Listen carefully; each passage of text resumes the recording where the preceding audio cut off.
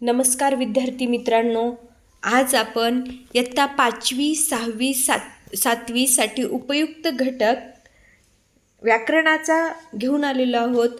त्याचं नाव आहे नाम. वाक्य हे शब्दांचे बनलेले असते. शब्दांची कार्य विविध असतात.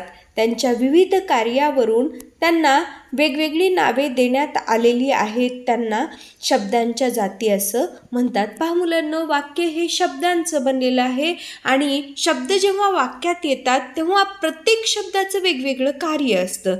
त्या कार्यावरून शब्दांच्या जाती निर्माण झालेल्या आहेत. वाक्य होण्यासाठी शब्दांच्या रूपात आपण कधी बदल करत असतो. काही शब्दांच्या रूपात बदल होतो तर काही शब्दांच्या रूपात मुळीच बदल होत नाही. पहा मुलांनो, ज्या शब्दांच्या रूपात बदल होतो त्याला विकारी किंवा सव्यय शब्द म्हणतात. ज्या शब्दांमध्ये बदल होत नाहीत त्या शब्दांना अविकारी किंवा अव्यय शब्द असे म्हणतात.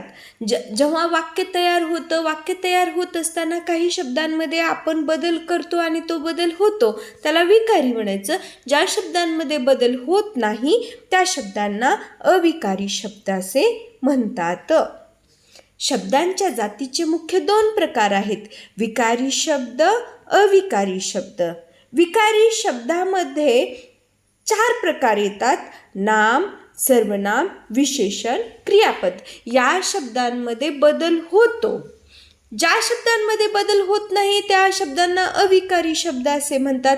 अविकारी शब्दांमध्ये येतात क्रियाविशेषण अव्यय, शब्दयोगी अव्यय, उभयान्वयी अव्यय, केवल प्रयोगी अव्यय. तर सर्वप्रथम आपण शब्दांच्या जातीमधील विकारी शब्दांच्या गटाचा अभ्यास करणार आहोत. पहिला टॉपिक आहे नाम. जगातील कोणत्याही दिसणाऱ्या किंवा न दिसणाऱ्या वस्तूला जे नाव ठेवलेले असते त्याला नाम म्हणतात.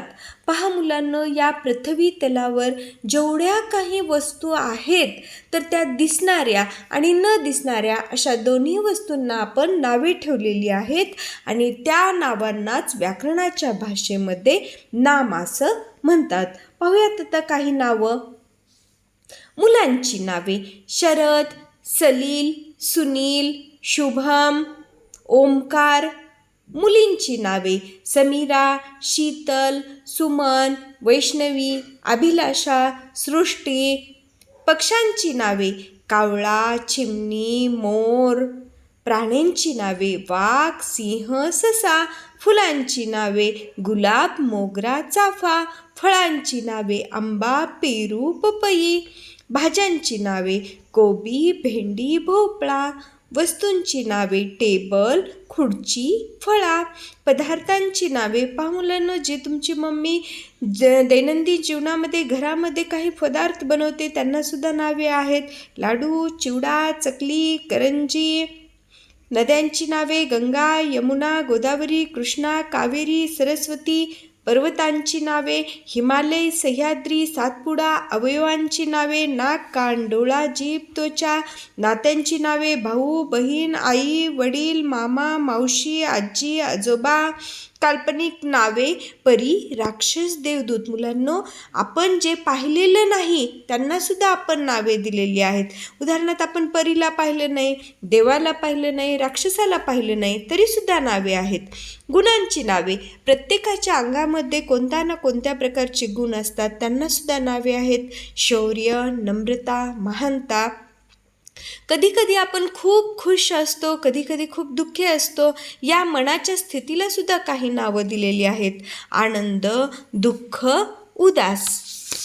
आता नामाची पुन्हा एकदा व्याख्या पाहूया.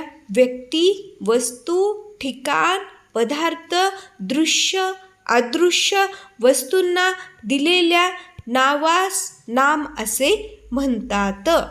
Okay, thank you.